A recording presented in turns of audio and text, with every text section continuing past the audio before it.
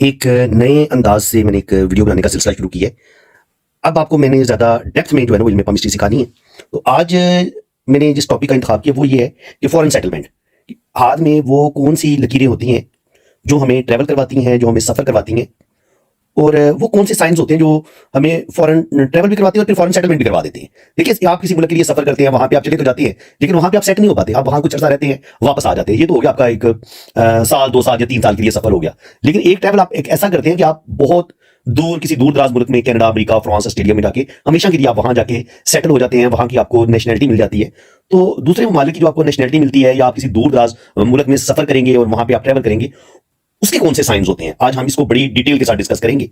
तो सबसे पहले तो मैं हाथ की शेप की बात करूंगा। इस चीज को आपने समझ लेना है। पहले याद रखें, ये होता है आपका मून का एरिया, ये वाला। तो आपने क्या करना है कि आपने यहां से एक सीधी लाइन खींच लेनी है, ऐसे। ये आपको समझाने के लिए बता रहा हूं। अब जिन लोगों का ये मून का एरिया यहां से बाहर की तरफ ज्यादा निकला होगा ना, ये बाहर की तरफ ज्यादा निकला होगा, वो इनके ये एरिया बड़ा हो जाएगा। तो जिन लोगों का एरिया, ये मून का एरिया बड़ा होता है, वो 100% बैरून मुल्क सफर करते हैं। ये पहला पॉइंट हो गया।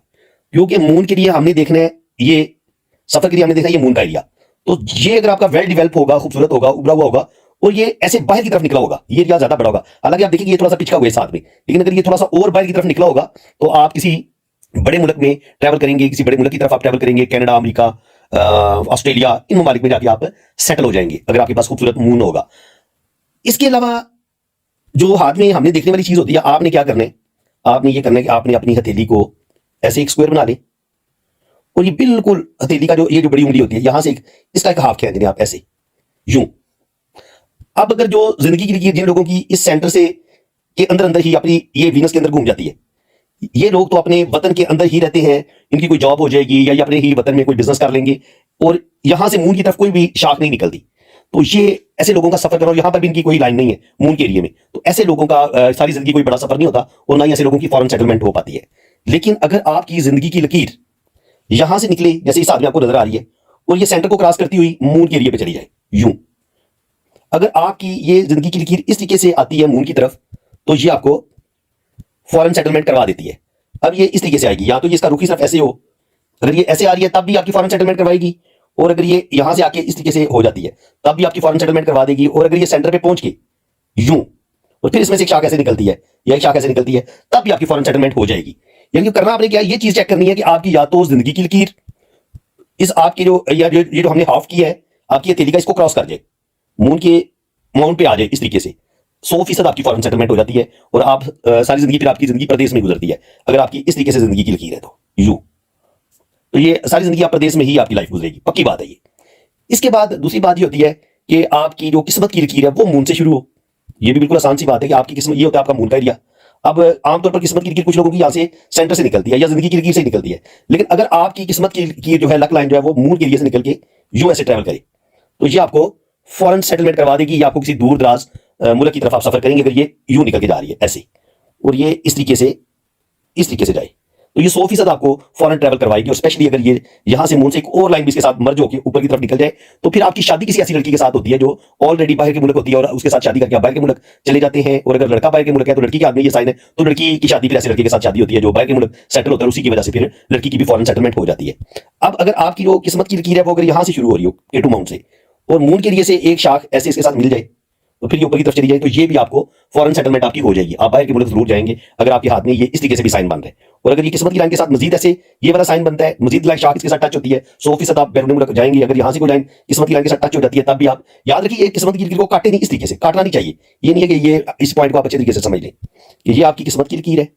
अब जो आपको ट्रैवल करवाने वाली लाइन है, वो इस तरीके से इसके साथ मिलती है मून से, और फिर ये इसके साथ मिलकर ऊपर की तरफ चली जाती है। तो ये शादी का भी साइन होता है कि आप शादी की वजह से बाहर के मुल्क जाएंगे, ठीक है, और ये साइन आपको बैरून मुल्क सफर भी करवा देते हैं। और इसी तरह अगर आपकी जो जिंदगी की लकीर है वो अगर यूं हो, और फिर ये यहां से ऐसे दो शाखा हो, ये भी आपकी फॉरेन सेटलमेंट करवा देती है। आपने सारी जिंदगी बाहर ही आपकी सारी जिंदगी गुजरती है। इस चीज, इन पॉइंट को आपने अच्छे तरीके से अगर समझ लिया, तो अब अगर आपका ये जुपिटर माउंट है, ये होता है जुपिटर का एरिया, अगर ये बड़ा हो, उभरा हुआ हो, और यहाँ पर खड़ी लाइन हो, या ट्राइडेंट हो, या यहाँ पे ट्राइंगल का साइन हो, तो आप एजुकेशन बेस पे आप बैरून मुल्क आप चले जाते हैं, स्टडी बेस पे आपका वीजा लग जाता है, और आपको बाहर जाने का मौका जरूर मिलता है अगर आपके हाथ में ये इस तरीके से साइन ये बने हुए हैं। इसी तरह अगर सन माउंट पे आपकी जो शोहरत की लकीर है वो नीचे से शुरू होती है, ये आपने इस पॉइंट को समझना है, आपकी जो शोहरत की लकीर है वो यहां से निकलती है यूं, और फिर साथ ही आपकी किस्मत की लकीर भी ऐसे ट्रैवल कर रही है। तो अगर यहाँ पे ये इस तरीके से निकले और फिर यहाँ पे ये एक छोटा सा ट्रायंगल भी बने दोनों तरफ, तो ये चीज भी आपको बैरून मुल्क सफर करवा देती है। और स्पेशली जब आपकी जिंदगी की लकीर मून माउंट की तरफ आ जाए इस तरीके से, तब भी आपकी 100% आपकी फॉरेन सेटलमेंट हो जाती है। अगर आपका सन माउंट उभरा हुआ है तब भी आपकी फॉरेन सेटलमेंट हो जाती है।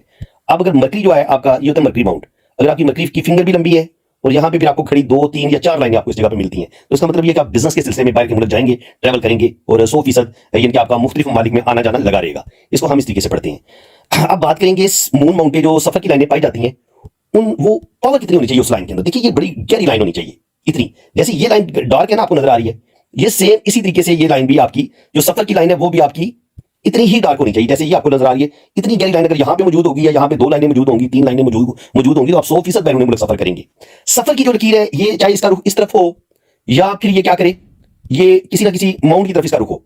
जैसे अगर इसका रुख इस तरफ होगा, ये इसका रुख बन रहा है जुपिटर माउंट की तरफ, तो आप ये ऐसे स्टूडेंट के हाथ में देखी जाती है जिनको स्कॉलरशिप बेस पे वो बैरून मुल्क चले जाते हैं, किसी यूनिवर्सिटी में इनको बहुत जबरदस्ती के एडमिशन मिल जाता है। तो जो लोग स्टडी बेस पे जाते हैं वो उनका रुख जो होता है सफर की लकीर का जुपिटर माउंट की तरफ होता है। और जो लोग बिजनेस या रोजगार के सिलसिले में जाते हैं, आमतौर पर कोई वर्क परमिट मिल गया या किसी कंपनी के वीजे पे चलेगी, तो उनका रुख जो होगा ये सफर की लाइन का सैटर्न की तरफ होगा। और वो लोग जो शोबिस से रिलेटेड रखते हैं, जैसे सिंगर होते हैं, मुख्तलिफ कंसर्ट करते हैं, तो इनका रुख जो होगा सफर की लाइनों का ये सन माउंट की तरफ होगा। और जो लोग बिजनेस के हवाले से ट्रैवल करेंगे तो उनके हाथ में आपको सफर की लाइनें कुछ इस तरीके से भी नजर आएंगी। यहां से कुछ लाइनें इस तरफ जाती आपको नजर आएंगी मरकरी माउंट की तरफ। अब यहां पे आपने देखा होगा कि कभी कभी सफर की लाइन के बजाय आपको फिश का साइन नजर आता है। अब फिश आपको इस तरीके से भी मिल सकती है, फिश आपको इस तरीके से भी मिल सकती है। तो ये 2 साइन होती हैं। अब फिश का रुख इस माउंट की तरफ भी हो सकता है, इस माउंट की तरफ भी हो सकता है, इस माउंट की तरफ भी हो सकता है, इस माउंट की तरफ भी हो सकता है। तो अगर आपके मून माउंट पर फिश का साइन मौजूद है, जुपिटर पे फिश का साइन मौजूद है, सन माउंट पर आपको फिश का साइन नजर आ रहा है, मरकरी पे आपको फिश का साइन नजर आ रहा है, तो 100% आपका ट्रैवल हो सकता है, आपकी फॉरेन सेटलमेंट हो सकती है। और कभी कभी फिश का साइन आपको जिंदगी की लाइन के साथ भी जुड़ा हुआ मिलता है। और कभी कभी ये आपकी जो किस्मत की लकीर होती है उसके साथ भी जुड़ा हुआ आपको फिश का साइन मिल जाता है। कभी कभी इस तरीके से ये ऐसे बिल्कुल ये किस्मत की लाइन के साथ जुड़ा होता है। कभी कभी फिश का साइन आपकी जिंदगी की लाइन के साथ जुड़ा होता है। और कभी कभी आपके इस मून के एरिया में आपको बहुत बड़ी फिश मिल जाती है इस तरीके से। तो अगर आपको इतनी बड़ी फिश मिलती है, इसका रुख किसी तरफ भी हो सकता है, ये थोड़ी सी इस तरफ भी हो सकती है, इसका रुख इस तरफ भी हो सकता है, ठीक है। तो अगर इसका रुख इस तरफ हो या किसी भी माउंट की तरफ हो तो 100% आपकी फॉरेन सेटलमेंट हो जाती है, आप बैरून मुल्क सफर जरूर करते हैं। अब आपका सफर कैसा रहेगा, सफर अच्छा रहेगा, बुरा रहेगा, सफर की लकीर किस तरीके से होनी चाहिए, तो ये आपकी ट्रैवल लाइन है।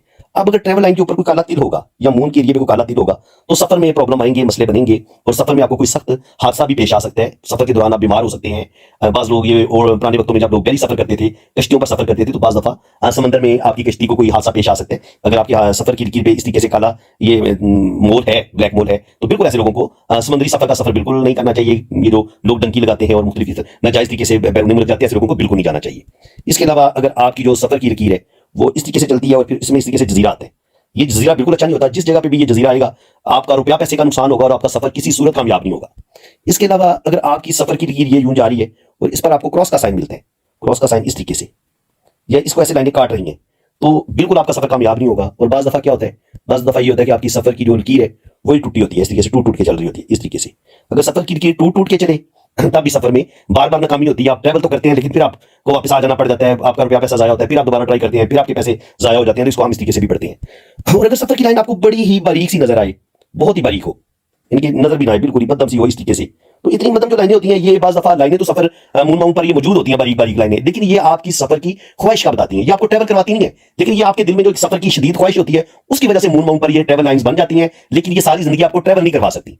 ट्रैवल करवाने के लिए लाइन का मजबूत ताकतवर होना बड़ा जरूरी है, इतना मोटा होना बड़ा जरूरी है।